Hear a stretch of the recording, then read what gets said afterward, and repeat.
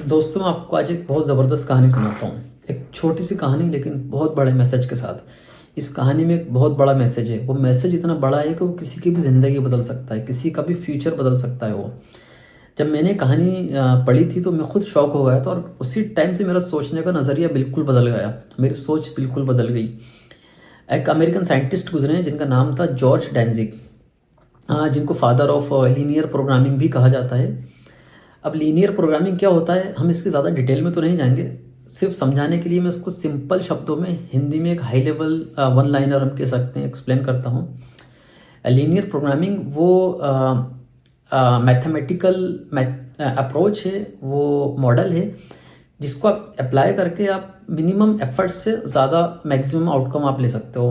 अगर मैं हिंदी में एक सिंपल आपको एग्जांपल दूँ तो आप कम से कम निवेश इन्वेस्ट करके ज़्यादा से ज़्यादा प्रॉफिट ले सकते हो। लेकिन ये सिर्फ पैसे के लिए नहीं है, हर चीज़ के लिए, टाइम के लिए है, एफर्ट्स के लिए है। अगर मैं एक और एग्जांपल दूं तो वो ये है कि फॉर एग्जांपल आपकी अगर बेकरी है, आप बिस्किट्स बनाते हो और आप ओवरनाइट सारी रात बिस्किट्स बनाते हो। लेट्स से 8 घंटे आपने बिस्किट्स बनाए और आपने उसमें कुछ पैसे भी इन्वेस्ट किए, जाहिर सी बात है आपने मटेरियल परचेज़ किया, फिर आपने अगले दिन उनको सेल किया। तो जब आप हिसाब लगाते हो तो उसमें आप हिसाब में ये पाते हो कि भाई आपने एफर्ट्स तो ज़्यादा डाले थे लेकिन प्रॉफिट कम आया। तो इसको बैलेंस करने के लिए लीनियर प्रोग्रामिंग का जो अप्रोच है, मॉडल है, हम उसको इम्प्लीमेंट करते हैं। उसके अकॉर्डिंग हम ये फाइंड आउट करते हैं कि भाई कम से कम एफर्ट लगाओ, ज़्यादा से ज़्यादा आउटकम लो, ज़्यादा से ज़्यादा प्रॉफिट लो। तो फिर आप उसके अकॉर्डिंग फिर अपने एफर्ट्स कम करोगे, इन्वेस्टमेंट कम करोगे, फिर आप फोकस करोगे भाई मेरा प्रॉफिट ज़्यादा हो। तो ये एक छोटा सा सिंपल सा एग्जांपल है। अब हम आते हैं मेन अपने कहानी की तरफ। तो जो जॉर्ज डेंजिक थे वो 1930s में एक कैलिफोर्निया की यूनिवर्सिटी में ग्रेजुएशन कर रहे थे। तो एक दिन वो क्या हुआ कि अपने क्लास में थोड़ा लेट पहुँचे।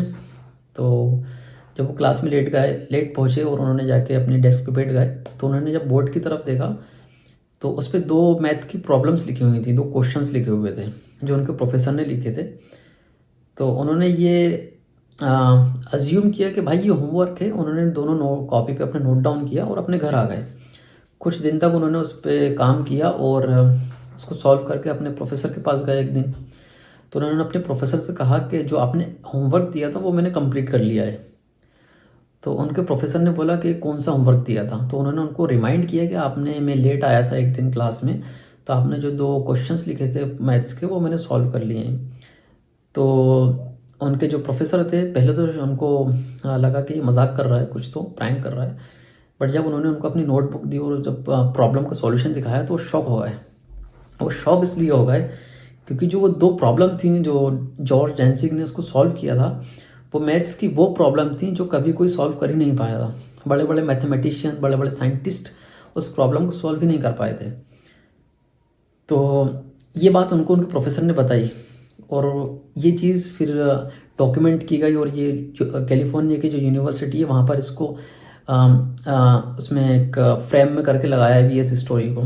वहाँ पे जो एंट्रेंस है उनका, रिसेप्शन है यूनिवर्सिटी का, आप इस स्टोरी को गूगल कर सकते हो। ये बिल्कुल ऑथेंटिक स्टोरी है। और मैंने भी जब इसको पढ़ा था तो मैं भी शॉक हो गया था और इससे मेरे सोचने का नज़रिया कैसे बदला, आपका भी बदलना चाहिए। कि जब भी कोई प्रॉब्लम आती है, जब भी हम कोई काम करते हैं, जो भी हम डिफ़िकल्टीज आती हैं, तो हम पहले तो हम उसका एग्जिस्टिंग सॉल्यूशन देखते हैं कि यार ये प्रॉब्लम क्या नॉन है, क्या पहले हो चुकी है क्या है।